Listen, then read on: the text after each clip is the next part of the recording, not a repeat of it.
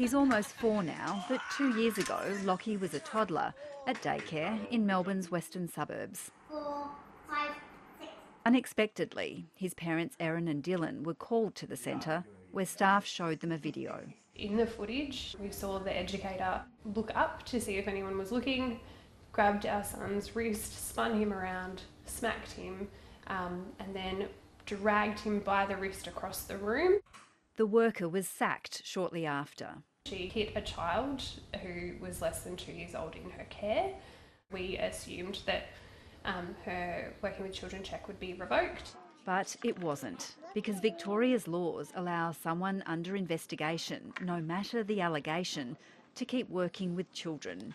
Only a criminal charge or official finding triggers a reassessment. That's something Children's Commissioner Liana Buchanan has been raising the alarm about since 2019.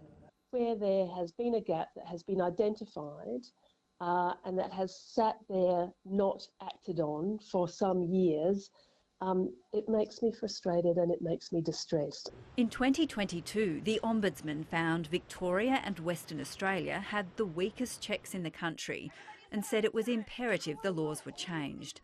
Since then, WA has strengthened its laws, but Victoria hasn't.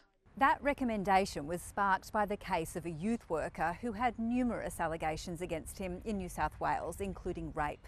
But that information never went to the Working with Children Check Unit in Victoria because he was never charged.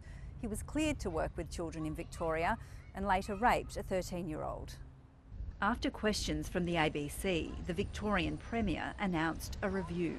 As the Premier today, it is clear to me that our system does need to be strengthened, which is why I have asked the Attorney-General and the Minister for Government Services to have a thorough examination, looking at what more needs to be done. So what's the time frame on that? What is your deadline for them to come back to you?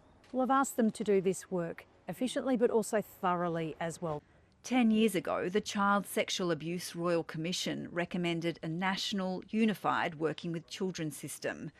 10 years on, that hasn't happened. I think it's unacceptable that we've let these issues languish for as long as they have.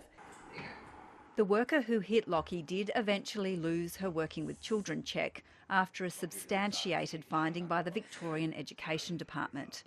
That process took months and damaged this family's trust. We put them in daycare and you hand over your children to essentially strangers that you sort of trust the system has your back. Josie Taylor, ABC News.